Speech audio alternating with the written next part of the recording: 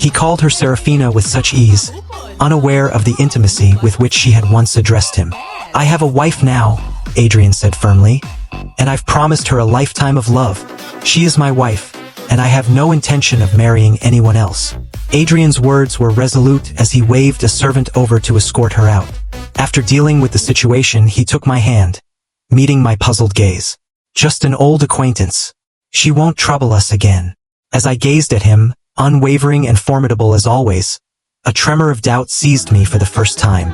His sharp features, those predatory eyes, and the faint scars etched into his cheeks spoke of a storied heroism. But as I traced the lines of his strong hands, I wondered, how many hearts had those very hands ensnared with their touch? How many whispered promises had they forged in shadows, only to leave a trail of broken dreams in their wake? When I first met him, my father was the master horse trainer in the royal stables, and I was the most skilled horsewoman in all of Stonehaven. I often helped my father with his work. Back then, Adrian had just achieved his first military victory, and the king had gifted him a fiery red stallion. The horse was wild and unmanageable, yet I tamed it and personally led it to Adrian. He fell for me at first sight and pursued me relentlessly, and I too found myself drawn to the young, handsome general. He treated me with utmost care, and our love became the talk of Stonehaven. Rumors spread that if one must marry, let it be to Sir Adrian Stone, and if one must be a wife, let it be like Lady Alara. My thoughts snapped back to the present, and I found myself gazing at him, his face eerily unchanged from 3 years ago. I lowered my eyes, struggling to steady my voice. "That woman's feelings for you?" I said, my tone laced with tension. "Seems so deep and sincere. It's almost impossible to believe she was merely a passing acquaintance." Adrian sighed heavily. "Alara, do you doubt me? I swear there's nothing between us beyond what I've told you." He then confessed the truth. Years ago, while on a mission, he had rescued Seraphina from bandits and taken her into the camp as a servant. It was only later that he discovered she was a courtesan. Seraphina had once confessed her feelings to him, pleading not to be sent back, but he had refused her. "I was the one who sent her back," he said softly. "How could I possibly have any feelings for her?"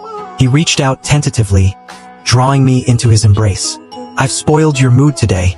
I'll make it up to you on your birthday. I promise to be with you, sharing all the important moments of our lives, growing old together." But my heart was heavy with conflicting emotions, and the surprise I had planned for him remained unspoken. On the night of the winter festival, I was on High Street distributing food to the poor when snow began to fall gently from the sky. Adrian was inside studying military matters and did not join me. I, sensitive to the cold, couldn't help but cough. "My lady, we should return inside. You're not strong enough to endure this weather," my maid Liana urged, wrapping my cloak more tightly around me. "No need," I replied, glancing back only to see a woman covered in wounds, kneeling in the snow.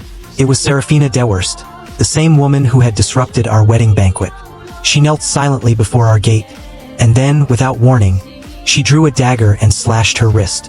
The blood that seeped into the snow was stark against the white, making her frail figure appear even more pitiful. Before long, I saw Adrian rush out like an arrow from a bow, scooping her up in his arms. She lay weakly against him, her breath faint. "Without your love, I have no reason to live. I don't want to trouble you any further, General, so—" Her voice trailed off and she fainted in his arms.